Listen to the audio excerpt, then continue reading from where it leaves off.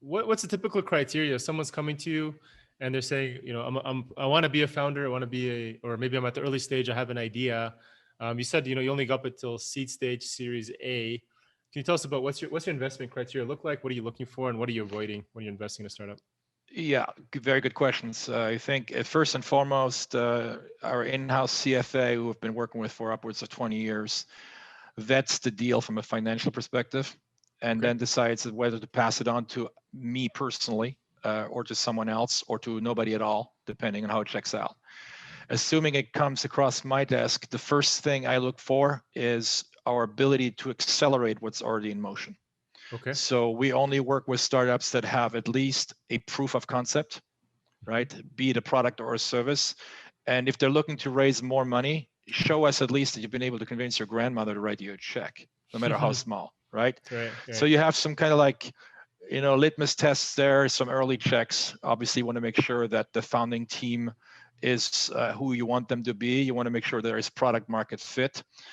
Typically, the way we assess product market fit in our space is merely by volume of searches compared to what is currently on the market, and whether or not the demand that's already looking for that specific product or service is actually validated by keyword volume, specifically in the app store. Okay, right? so this is not Google. You're looking at apps only specifically.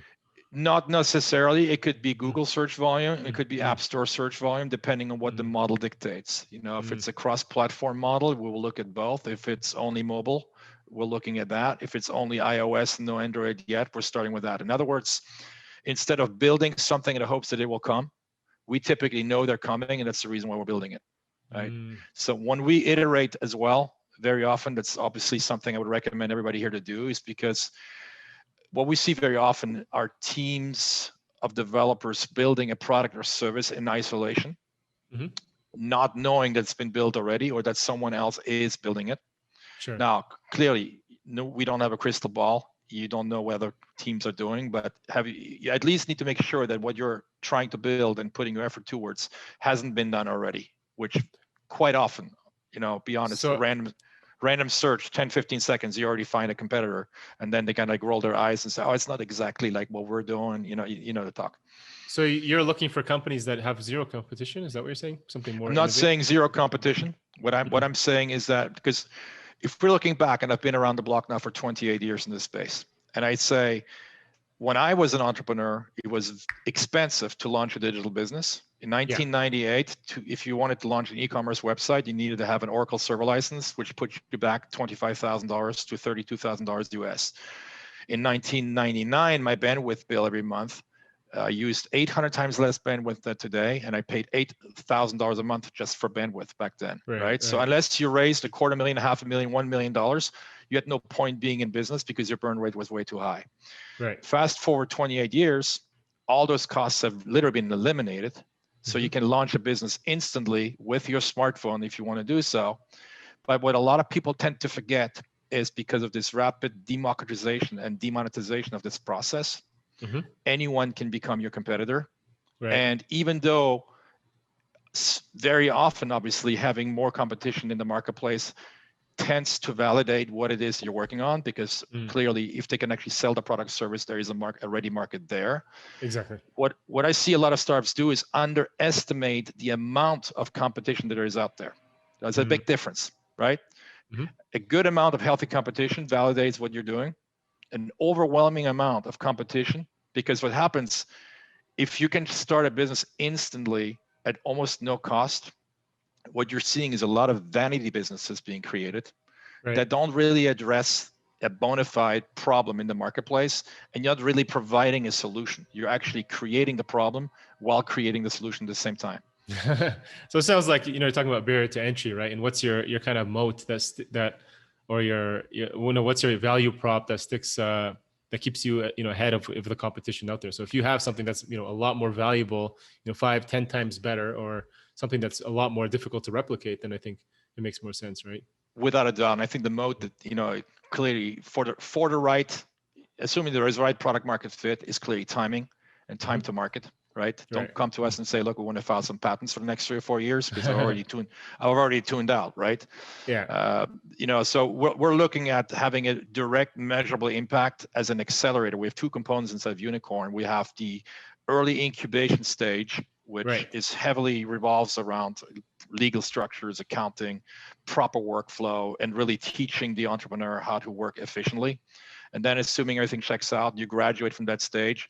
The acceleration part is handled internally as well, and it's very, very aggressive. Typically, you incubate for 3, maximum 6 months, ideally 3, and then you have at least a beta version of your product, an MVP that's ready to go to market. And the idea is to validate that as quickly as possible, see if you can get traction. And usually what I tell, especially service-based businesses, and I know you guys are SaaS fans, so I'm going to hammer that in specifically. Sure. What we typically try to do, and it's not specifically, towards SaaS founders right now, but if you're launching a product or service, prior to allocating a lot of resources, internally what we do is we take the concept of what we're looking to build and we're trying to pre-sell it to clients, so that if the value proposition is really that strong, you should have at least some clients, some people are willing to take a crap shot at that and say, you know what, this is so exciting. This product is really what we need. We're actually willing to pre-purchase it in the hopes that you will bring it to market. Right. And that really gives you solid validation before you actually go out there and really spend a lot of time, effort, and resources towards building that product or service. Makes perfect sense. In your opinion, what do you think are some of the best places, countries, or jurisdictions for startups to launch? Obviously, maybe you're biased towards being in France and where you highly are, but biased. Highly biased, but it's an intellectual bias and an emotional bias at the same time. So I'd say, I first of all, I've worked in at least 30 different countries in the last 28 years. Clearly, what drove me early on in my career was the US. I worked in Latin America, in Central America, in other parts of Europe, and everybody has their opinion on that. So clearly I'm going to be subjective about what I'm going to be saying. We as a team did a lot of research in 2017 prior to deciding on France. And we had 4 or 5 candidate countries in which we wanted to settle. And we ended up settling on France after Emmanuel Macron became president of France and radically changed the landscape for startups, coined the term, English term for France, the startup nation, created the French tech label, et cetera, et cetera, et cetera. I would challenge anyone today into a debate as to which country has done the most and is offering the most for early stage startups. And I would challenge them and probably come out a win. I'm a former fighter, so either way I'm going to win. But in this case, what were the 4 countries before I say that? What were the 4 or 5 countries that were on your list? So in Europe, you definitely need to look at Estonia, right? Very proactive. Everything is decentralized. You can create a company within 45 minutes, et cetera, et cetera. But if you're looking to raise money, there's always going to be, former Yugoslavia, for those of us who are old enough, right? Question mark, right? Small country. If you're building something for the Estonian market, can you really scale it across Europe first, then the rest of the world? Right. That's an issue. I would say even a small country like Macedonia, 2 million people, right? Very proactive, highly skilled engineers coming out of top engineering schools at a low cost, which is important. Yeah. But all things considered, France is a sizable market, 67, 68 million people. It is the second largest economy in the EU zone. It has tremendous startup incentives.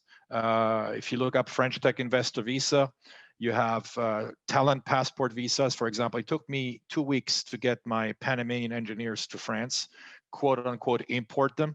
The day they came, the next day the kids were in school. They were still jet lagged. They came with 5 kids, 3 and 2.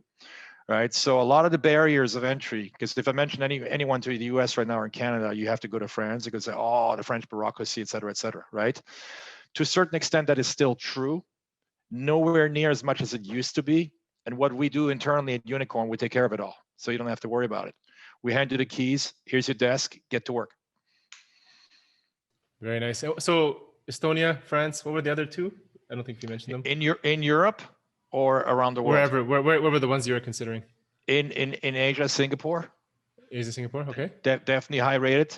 I mean, I think US, Canada, neck to neck. If I had a choice today, I would probably go to Canada, to your place, versus the US. Nice. Right, for a number of reasons, including immigration and whatnot. Okay. Have you considered Israel, Tel Aviv? Was that on your list or no? No, a lot of clients there, a lot of partners there. Definitely an Nice. exciting place as well. Yeah. I think I would stay away for geopolitical reasons. Nice. Yeah, fair enough. And what do you so you mentioned that time period between where you were considering France, but this was in 2017. How does that change now? How do you think that landscape will looks like in the near future? So interesting. Obviously, what we've seen with COVID is, at least for us, it's truly accelerated the pace, because keep in mind that we're in a small rural area. We are in a town, Sarlat, Sarlat. For those of you who want to look it up, 9,000 people in the winter, 2 million tourists a year. So it's a very unique place, medieval town that we chose by design to set up the first incubator in a rural area. We're about to become the largest rural incubator in the world of its kind. And so we made that decision before COVID, because we saw some early trends, and market research indicated at that time that roughly 12% of startup founders were looking to relocate away from big cities into smaller towns like this one. Okay, exactly. us being lower one cost candidate. of living. Yeah, correct. Lower cost of living, 50 times less rent cost than in London on a scale. If you're a startup entrepreneur and you're raising money, that's probably should be a concern of yours. Easy access to great engineering talent, beautiful universities in Bordeaux and Toulouse. You can look them up online. Some of the best, universities in the tech space are in France. What else? The fact that we are rural and COVID, right? As soon as COVID hit, our lead flow literally tripled, then quintupled. Now we're getting 50 to 70 requests a day. Wow. From people in London, in New York, in Madrid, which is not too far away from where we are on the south of France, other cities in France. I'm sick and tired of being in Paris. I'm sick and tired of being in London, right? I don't know. I can't breathe anymore. You hear it all. And so COVID accelerated that pace in our favor towards a more rural area. And it's a pristine rural area, right? In a 25-mile radius, we have 1,001 medieval castles.